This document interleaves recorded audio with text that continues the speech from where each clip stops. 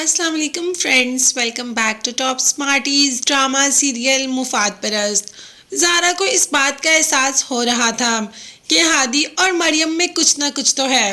اور مریم بھی اتنی تیز ہے، مطلب مہرو سے اس نے ایسی ٹریننگ لی کہ بالکل ویسے ہی کر رہی ہے جیسا کہ مہرو نے کہا۔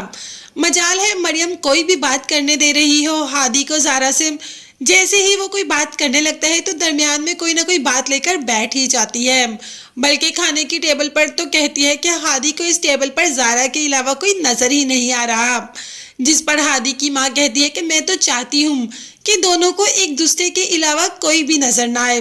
مگر زارا کو لگ رہا ہے کہ شاید ہادی مریم کو زیادہ امپورٹنس دے رہا ہے اور زارا سے تو بات ہی نہیں کر رہا۔ بھائی اب اس میں قصور ہادی کا بھی نہیں ہے، مریم حرکتیں ہی ایسی کر رہی ہے، اور ہاں کسی کو شو بھی نہیں ہو رہا کہ مریم جان بوجھ کر ایسا کر رہی ہے، مطلب زارا کو سارا پتہ چل رہا ہے، اور مریم یہاں پر سامنے بھی تو زارا کے ہی کر رہی ہے، جتلانا بھی تو وہ زارا کو ہی چاہتی ہے کہ ہادی اس میں انٹرسٹ لے رہا ہے نہ کہ زارا میں۔ جیسے ہی ہادی زارا کو گھر چھوڑنے کے لیے جاتا ہے تو پوچھ دیتا ہے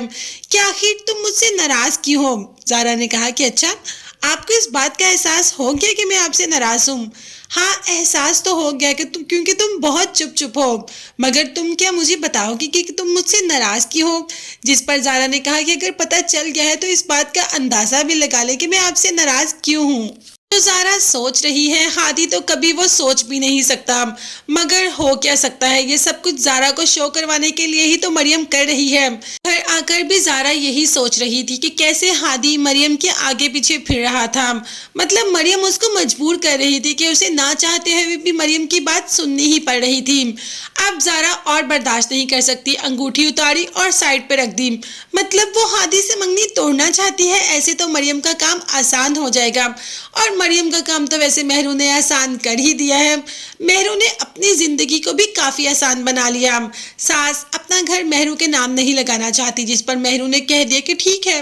اگر آپ اپنا گھر میرے نام نہیں کر سکتی تو مجھے آپ کے پاگل بیٹے سے کیا ملے گا، میں کیوں یہاں رہوں، میں اس کو ہمیشہ کے لیے چھوڑ کے چلی جاؤں گی، اور کل کو جو آپ کا وارث پیدا ہوگا نا اس کو تو آپ کی شکل بھی نہیں دیکھنے دوں گی، نہ آپ کو اس کی شکل اور نہ اس کو آپ کی شکل، کبھی اسے بتاؤں گی بھی نہیں کہ کوئی اس کا باپ یا دادی ہے بھی اس دنیا میں یا نہیں۔ تو بس اپنے بیٹے کو یہاں سے لے کر ابھی تو چلی جائیں، اور زین کو کمرے سے باہر نکال دیتی ہے۔ اب نہ چاہتے ہوئے بھی ماں کو گھر نام لگانا ہی پڑے گا مہرو کے، کیونکہ وہ اپنی آنے والی نسل کے ساتھ برا نہیں کر سکتی، زین کی اولاد سے بہت محبت کرتی ہے اور زین کی اولاد کے لیے کچھ بھی کرنے کو تیار ہو جائے گی۔